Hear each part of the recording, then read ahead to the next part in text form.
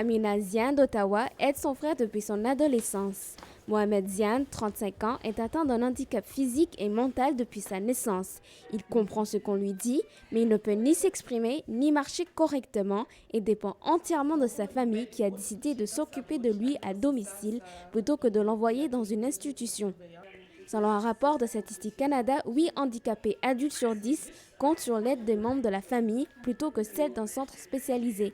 Pour Amina, c'est une question de devoir de prendre soin de son frère malgré les moments difficiles. Mais c'est mon frère, c'est le seul frère que j'ai et franchement, c'est le seul homme dans ma vie. Je n'ai plus mon père, je n'ai que mon frère et les valeurs familiales, c'est très important pour moi. Je ne sais pas comment m'y prendre avec lui. Des fois, il arrive qu'il frappe sa tête sur le mur ou sur le plancher fort. Et il est très fort, Mohamed, et j'essaie de l'arrêter. Mais des fois, comme je ne peux pas parce qu'il est très dur.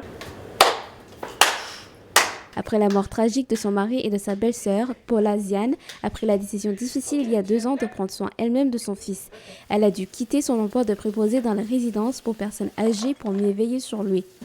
À chaque jour, pour elle, c'est un vrai champ de bataille. Elle se lève à 6 heures du matin et elle commence la journée par lui changer sa couche. Et pendant la journée, elle prépare ses repas et s'assure qu'il est en sécurité.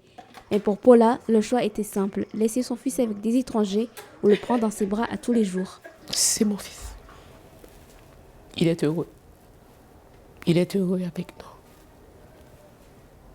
Et je ne crois pas qu'il serait plus heureux ailleurs. Que je le veuille ou non, je ne sais pas.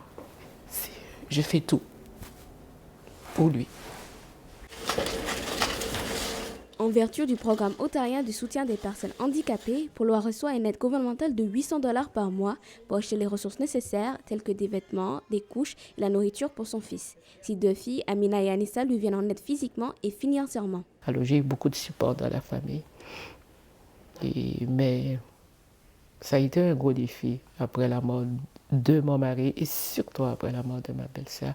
Alors, je me suis retrouvée seule avec mes enfants. Alors, j'ai dû couper sur mes heures de travail pour pouvoir. Et c'est pour pouvoir m'adonner aux tâches quotidiennes dans la maison. Le ministère des Services à l'enfance et des services sociaux et communautaires de l'Ontario accorde une somme de 12,5 millions de dollars à 92 organismes de l'Ontario afin d'améliorer les services pour les personnes ayant une déficience intellectuelle.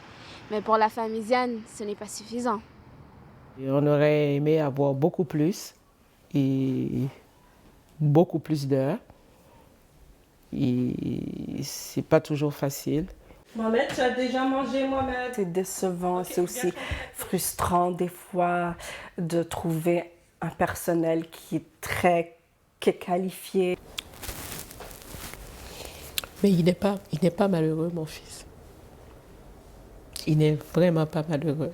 Si à le regarder, tu vois, il est toujours content, il est joyeux pourvu qu'on lui donne ce qu'il veut et on le laisse libre. Et